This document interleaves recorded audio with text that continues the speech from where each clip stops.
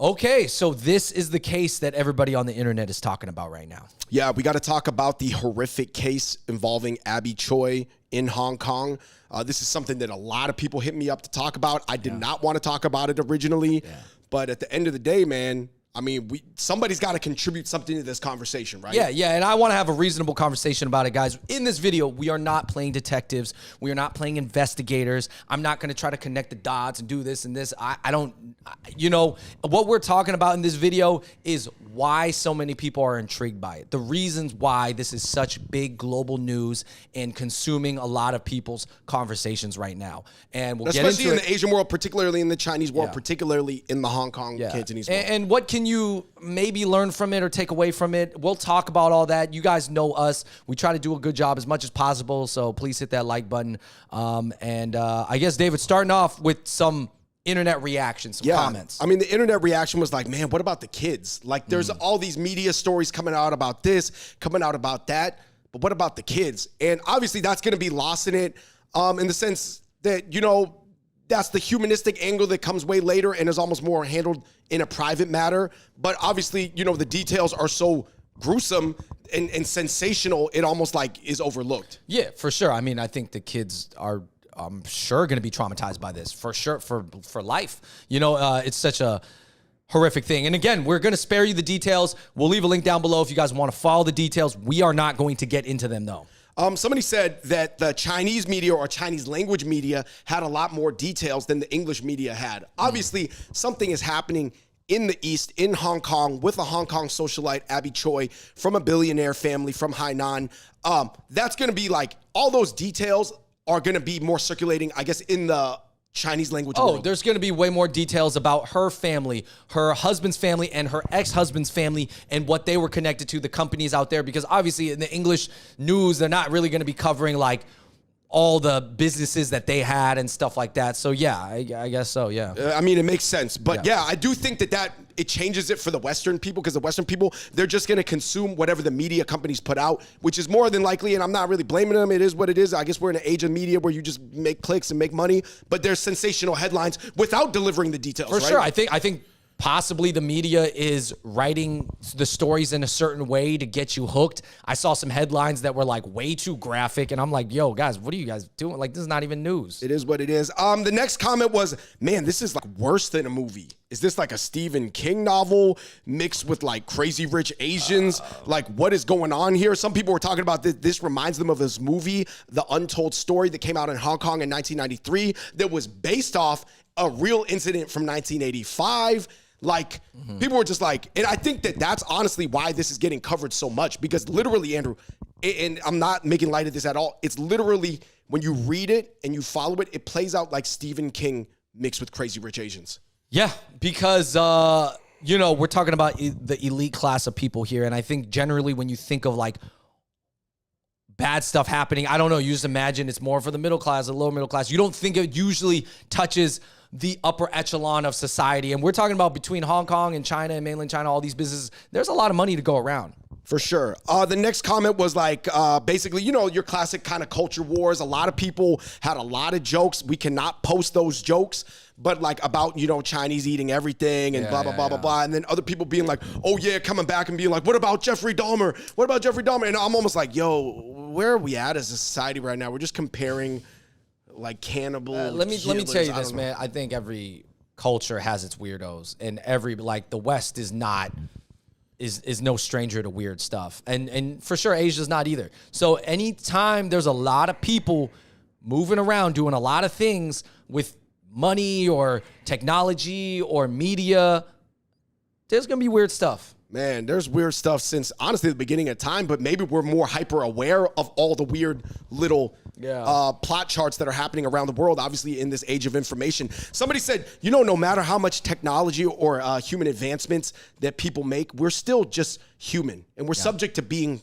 pure evil. Yeah, no, the dudes who pulled this off are evil. It was not a crime of passion, of rage, of spontaneity. It was definitely a planned out, organized thing involving multiple people. So honestly, they're terrible human beings and they need to get the maximum punishment. Of course, this one, I think, I want to say more came from the Chinese world. Somebody said, this is why you have to marry at your own financial level in society. Right. Because obviously, if you guys know the story, Abby Choi came from a billionaire family. She married a guy who was much, much poorer than her, divorced him, and then got quasi-married to a new billionaire guy. And that's kind of like what caused this piece. Basically, people were saying like it's a class thing or a social stratum thing. Well, basically, the ex-husband who ended up carrying out the horrific crime with his team, they wanted something from her and assets from her that she was going to get from her new billionaire husband. Essentially, this was a story of greed and evilness. And somebody just said, man, clearly the Hong Kong police is corrupt since the dad never went to jail on the original charges he got when he was a police sergeant or chief. And obviously, her ex-husband has had multiple warrants out on him, and he never got arrested for him. Yeah, no, I do. Do you think that this case is high profile enough that it reached the global, platforms, and that it's about elite billionaires, that maybe this might trickle down and cause some type of change within like the police structure of Hong Kong? Do you think, sometimes when things are like on this level, it does make the structures think, ooh, should we do something different? Or do we got to like do something else? Like what it's making us look bad. To me, thinking about how I believe that system is structured, the change wouldn't as much come from the bottom up. It would become from the bottom to the media. The media alerts someone way at the top, and somebody way at the top trickles down to punish the people who are involved, whether that was letting off the ex-husband's father, who was somehow like should have been in jail, and obviously the ex-husband should have been in jail. Anyway, let's get into the takeaways, Andrew. People love drama. Yeah. And this is, like I said, a real-life horror story. Honestly, when you get into the details, and I do not encourage you to do so unless you are the type of person who's like, you're into that type of stuff. And I guess what I would say is like, it would take an author to write this, like a professional author to write these layers. Yeah, I remember when people had sent this to us the last couple of days, and I saw the headline and the thumbnail, and I was just like, I read it and I was like, all right, man, what kind of mood am I in right now to delve into this? Because you're trying to protect your energy. Yeah, right? I was like, what time of the day is this? Is this 2 a.m.? Because maybe I don't want to read this before I go to sleep. Oh, man. Right. All right. And then do I want to do this right when I wake up to set the tone? Right. And I'm like, nah, let me like chill on this. And then I'm going to go through it slowly, because this is not something that I need blasted in my face. But it was crazy because there's people I know who don't even follow anything from Asia that are Asian American, right? Or they're kind of like, just concerned within their own life and their friends. They were talking about it. That's when I knew, when everybody like that doesn't even talk about things was talking about this thing. And this is the unfortunate thing, is that this might be one of the first Asian news stories that you follow of the month. Like, let's say even if you're Asian or non-Asian, this might be the first Asian news story you're even keeping up with this year. Right, because you're not really tapped in or interested like that or engaged. You're not tapped into all the other good stuff or the other bad stuff. You're just, this is it. Right. And this is your exposure. And I'm like, oh, great. Now Hong Kong or Asians are being painted a certain way, whatever. I think that obviously, to be fair, Andrew, I guess to play the devil's advocate, I can see why people are following it. It involves billionaires, socialites, high society, police corruption, family betrayal. There's just a lot of things happening here that obviously, if a similar incident occurred in the low class or the middle class, it wouldn't have all these layers to make it so spectacular, right? We're talking about there's less than 1,000 billionaires on Earth. And this case involved 2 families that were billionaires. And not only was she from a billionaire family, she's also like an influencer and kind of like a model. She was on the cover of Vogue Hong Kong. Yeah, so she had followers, and she was a KOL, as they would say in Asia, key opinion leader. And yeah, I'll tell you this, and this is kind of a weird thing, but I guess there's so many people out there with followings now that there are going to be crimes and cases that involve them, because now there's just so many people who have followers, right? Right. Well, the amount of people who are high profile, probably at least like 50, if not 100x. There was a case in Florida, right, where the girlfriend stabbed the boyfriend, and she had like a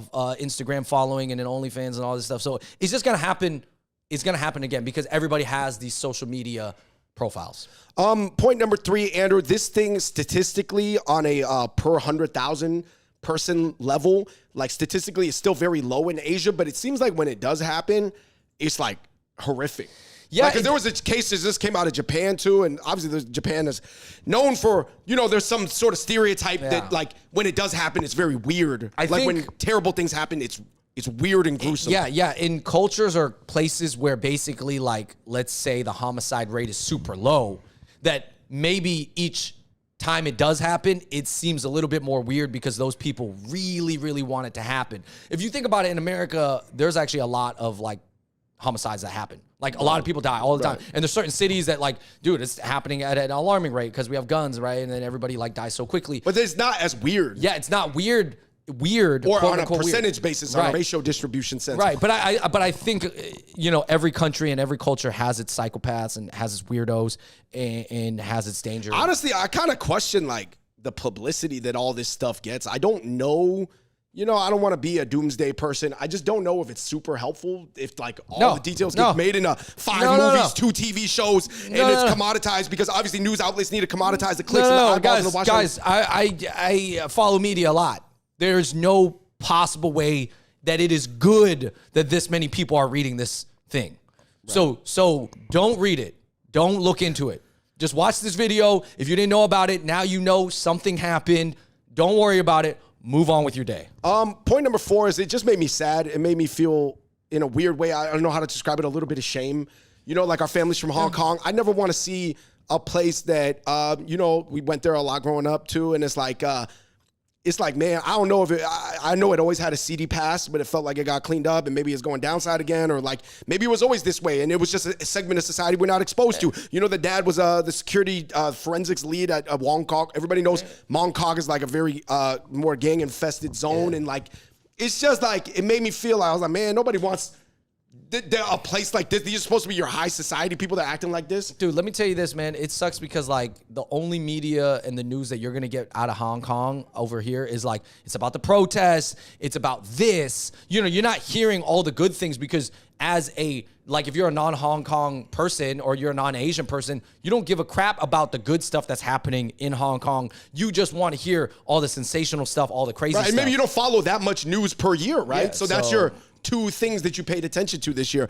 Last but not least, man, I guess everybody, what should people take away from it? I mean, again, I'm not playing a detective or investigator, but just watch your circles around you, right? Obviously, the people around this woman, Abby, they happen to be not good people. Maybe they tricked her or whatever. Or they were good people and then they turned bad. But I'll tell you this, man, these are not like. You gotta watch who you're around, and that basically this was not a crime out of rage and passion. This was planned out, and so it's evil. There are certain outcomes that are like statistically way more probable when you run in certain circles than other circles. Yeah, that is the truth. Yes, that's just the truth. It's like if you want to avoid being shot, you would not hang out with certain types of people that are involved in that type of scene, right? There are people who have guns, right? But I think that no one would expect that this happened. So I think this is pretty sad. And, but it is a horrific, sensationalized story that people love talking about. And that's why people are talking about it. For sure. So. And we just wanted to have a level-headed discussion about it and not get into the details, obviously. And, I'm sure you could go a million other videos and a million other articles that can give it to you the way you want if you were looking for something sensational. Let us know in the comment section below what you think. What are the takeaways? Keep it civil. And until next time, we the Hot Pot Boys. We out. Peace.